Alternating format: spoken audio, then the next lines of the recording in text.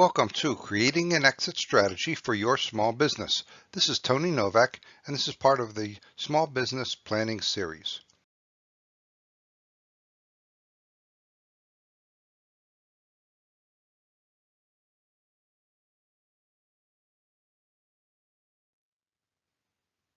The goals of this webinar are simply to help self-employed people consider the options that are available and to begin to understand the work that's required for the strategy that they choose.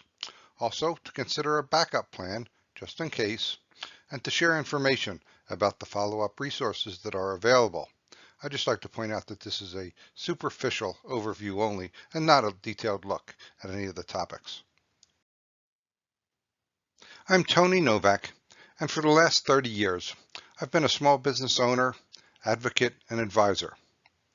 Recently, most of my work focuses on online collaboration and gaining efficiency through technology that's available to small business owners. Due to changes in the workforce, almost 1/3 of us have to face this decision of small business exit strategies. Small business owners, independent contractors, freelancers, consultants, and part-timers face this question at some point. The result is that exit planning on this scale for small business owners is new to us, not only as individuals, but also as a society. So what is your exit strategy? Certainly you've thought about it. The question is it realistic? And what's actually required to make it happen? First, let's dispel some of the false hopes. Most small business owners will not sell their businesses. Many of us will be forced out of our businesses sooner than we had planned, due to sickness or other.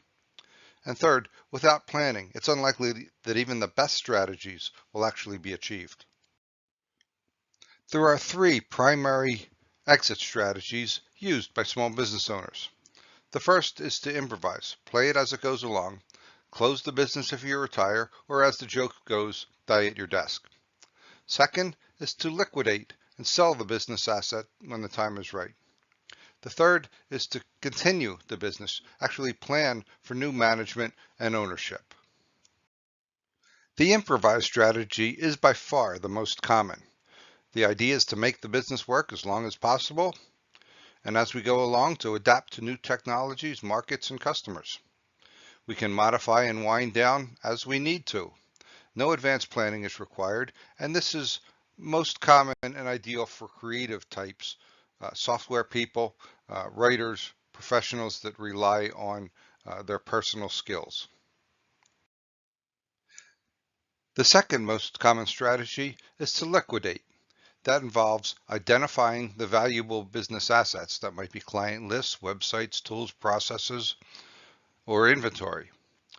Then identify potential buyers of those assets. You can take it further by making an informal or formal plan with the buyer. And in some cases, it makes sense to take action in advance to actually work together to make the transition work smoothly. There's a tax advantage in the liquidation strategy, and that business asset sales are taxed at a lower rate than most other types of income. The continuation strategy means identifying new management and new owners. They can be the same or they can be different. This strategy emphasizes creating a process to transition the business. It does require additional steps of planning and execution.